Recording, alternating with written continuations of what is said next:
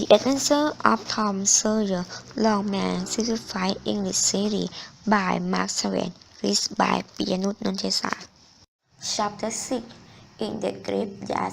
At 9:30 that night, Tom and Sis were sent to bed as usual. They said their prayer and Sis was soon asleep.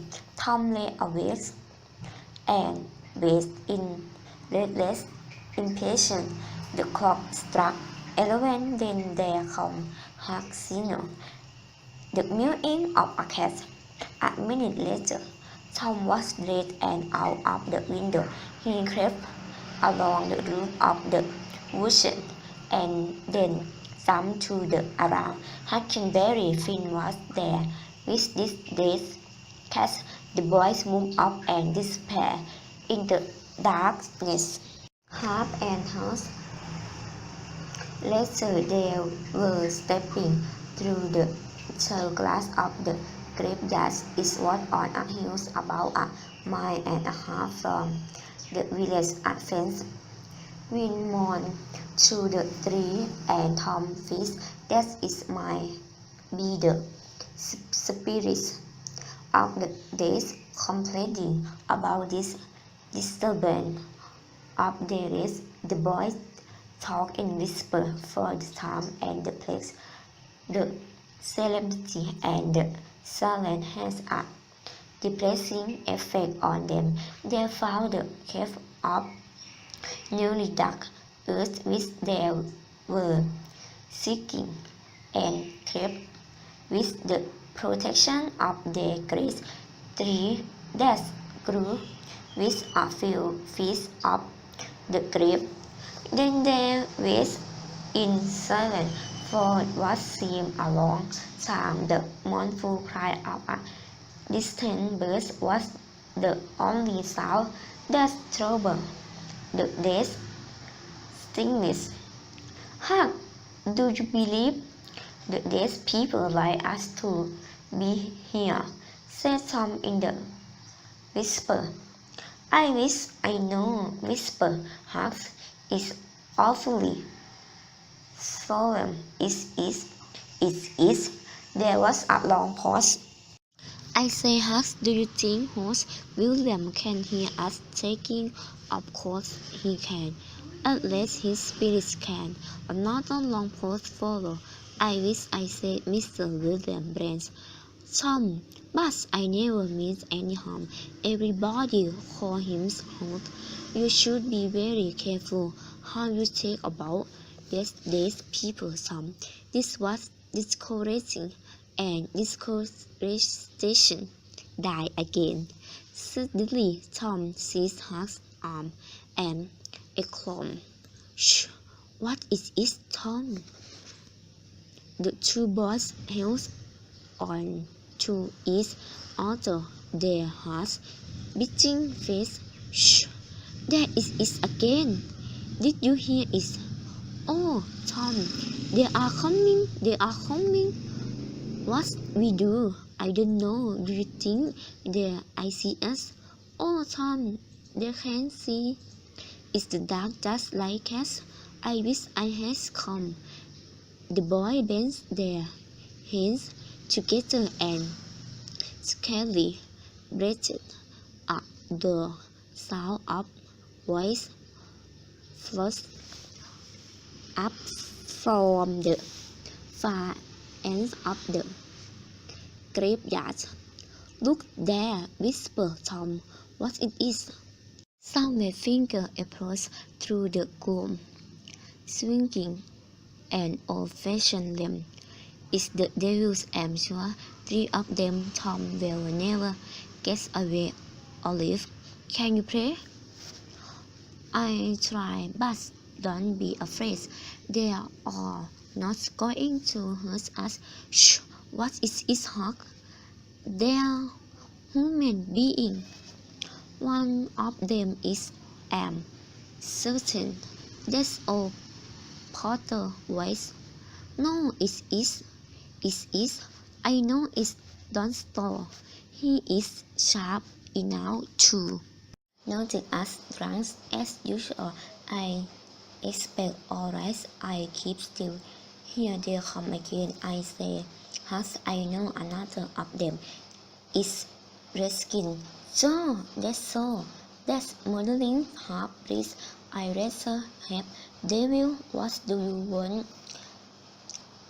The three men reached the cliff and stood with a few feet of the boy's hiding place.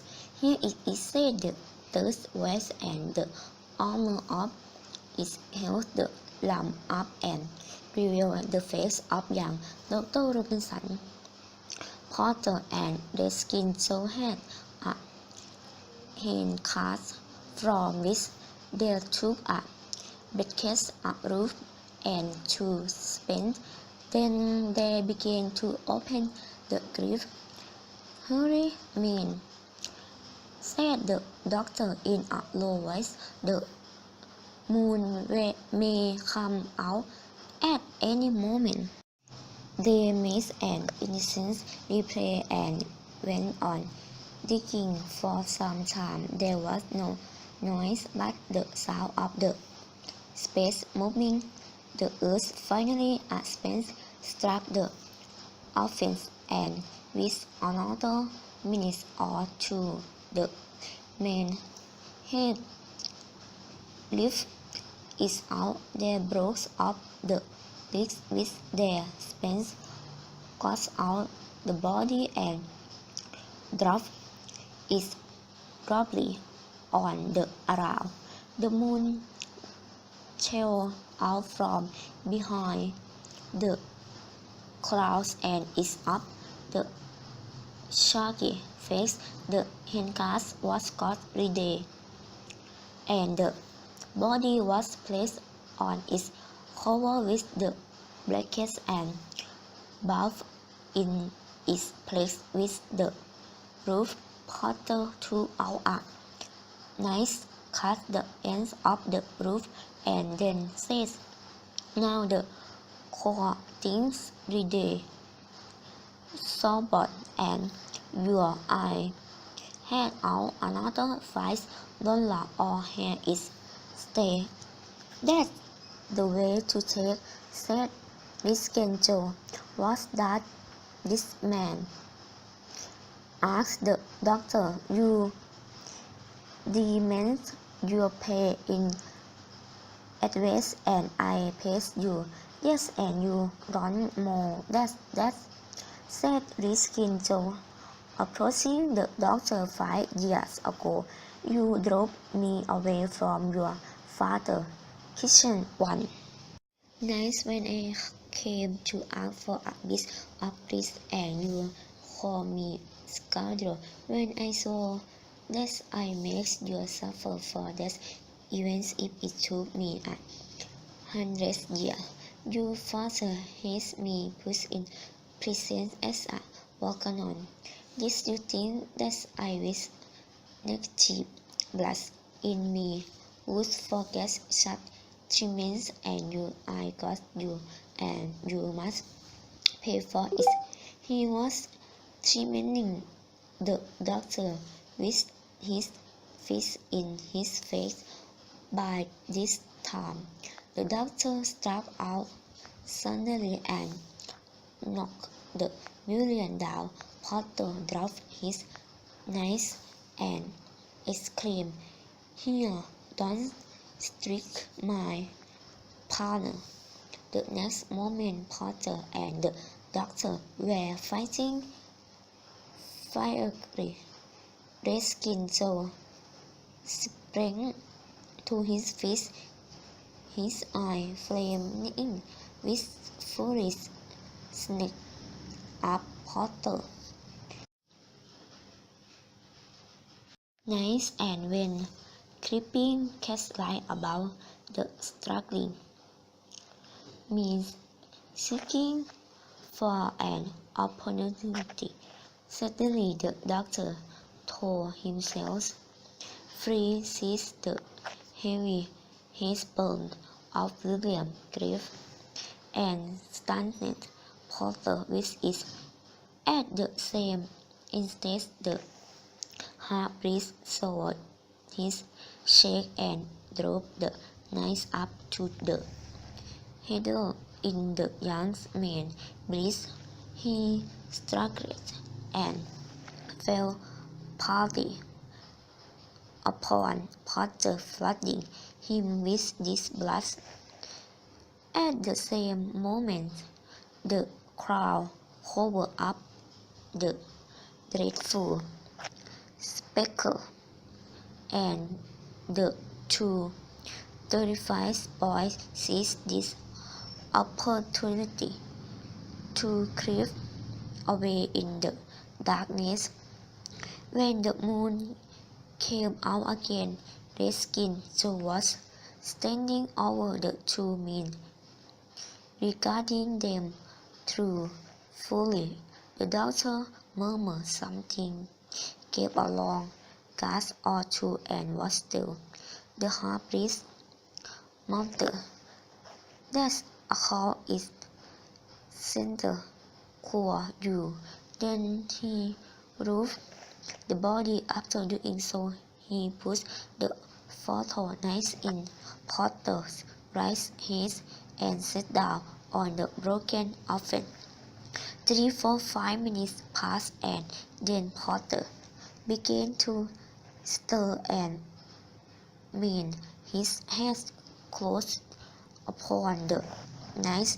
He raised its glass at its end, let it fell with a shiver. Then he sat up, pushing the body from him, and gazed at it and around him carefully. His eye met Redskin Joe. "Good heavens, what's this, Joe?" he said.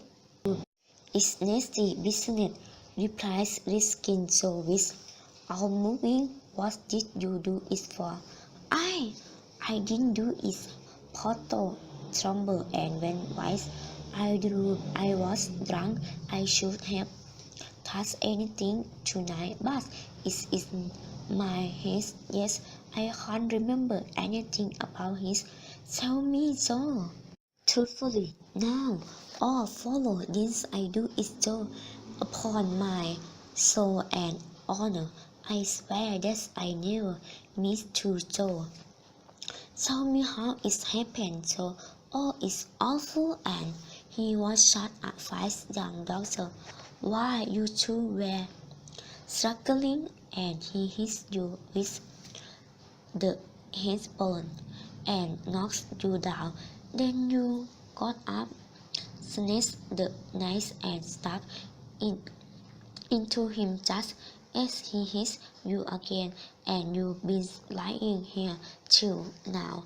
"Oh, I didn't know what I was doing." It was all on account of the drink and excitement. "I'm sure I never used a weapon in my life before." So the poor creature dropped on his knees and held out his arm. "Before the murder, Joe, don't tell. Say that you won't tell, Joe. That's a good fellow. I always liked you, Joe, and defend you too. You won't tell, will you, Joe?" "No, you always been good to me, Potter, and I keep my mouth shut." "Oh, so you're an answer? I bless you for this to my dying day." He began to cry. "Come now, that's enough of that," said Redskin. "Joe, you go this way and I go this. Move now, and don't leave any tracks behind you." Potter hurried away, and the half-breed stood looking after him.